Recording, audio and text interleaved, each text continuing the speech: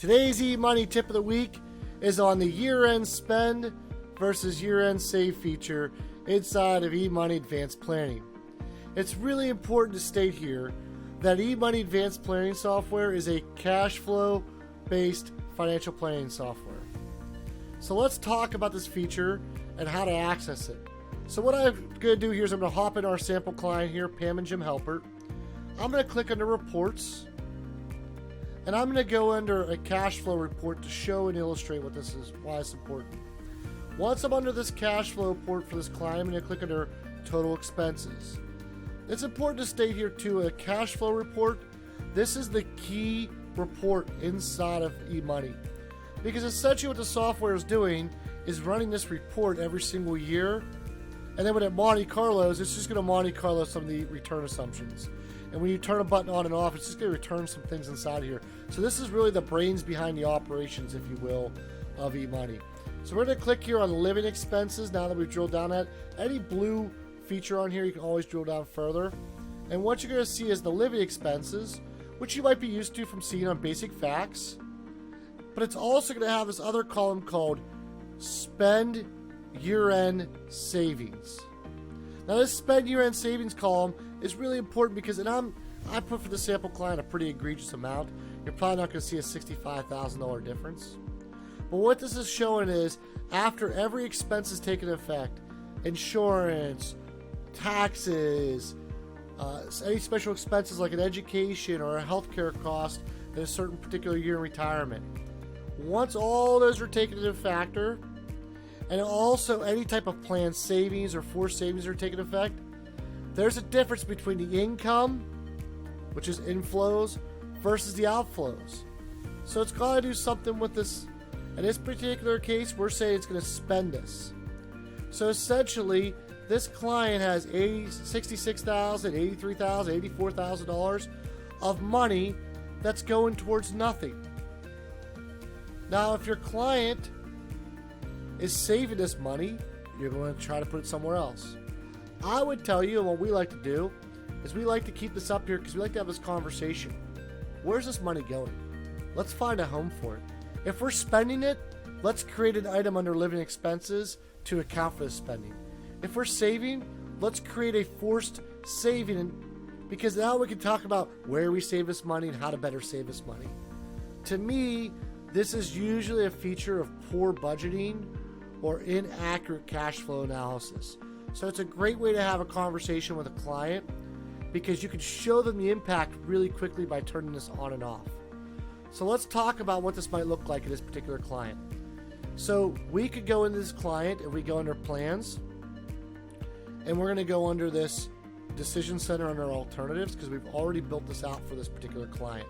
So we're going to click under plans, and we're going to go down here in our alternatives. We're going to click on advanced plan, and we're going to go to make changes to year-end savings. We're going to go to edit fact, and now we can change this from our spend 100% to save 100% for this particular client, and we're going to hit done. Now when we go under plans, we can go under alternatives, go straight to decision center. I left it on, so it's on inside of here. And you can toggle this on and off and talk to a client really quickly about what they're leaving on the table to really force that conversation of where are we saving this money? If this is going to have this much of an impact on your financial plan by toggling this on and off, let's talk about where we're saving this. Because if we save this, it goes to a default cash account earning next to nothing. Imagine if we were able to harness that and put that in a tax advantaged account or an account that has a little bit more growth.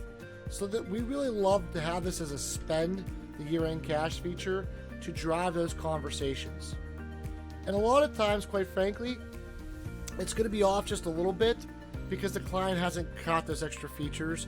And so they're probably most likely not saving more. They're probably most likely spending more than they realize. Let's talk about when you want to turn this on or off. We have some of our clients that maybe are huge savers, and they are saving it every year into their savings account, and maybe they just don't want to have this built into their plan. They're that type of client that wants to come in every year and then reallocate that money from cash because they want to build up cash. That particular client, you really should keep this at that saving assumption because they're not forced putting this into a planned investment, and quite frankly, they're also saving that amount of cash. Let's talk about some of the pitfalls we can run into. So let's turn this back off and let's just assume that a client has a situation where we want to show living expenses increase. And I'm going to go back to the cash flow to really talk about this. So I'm going to go back to reports, go back to cash flow,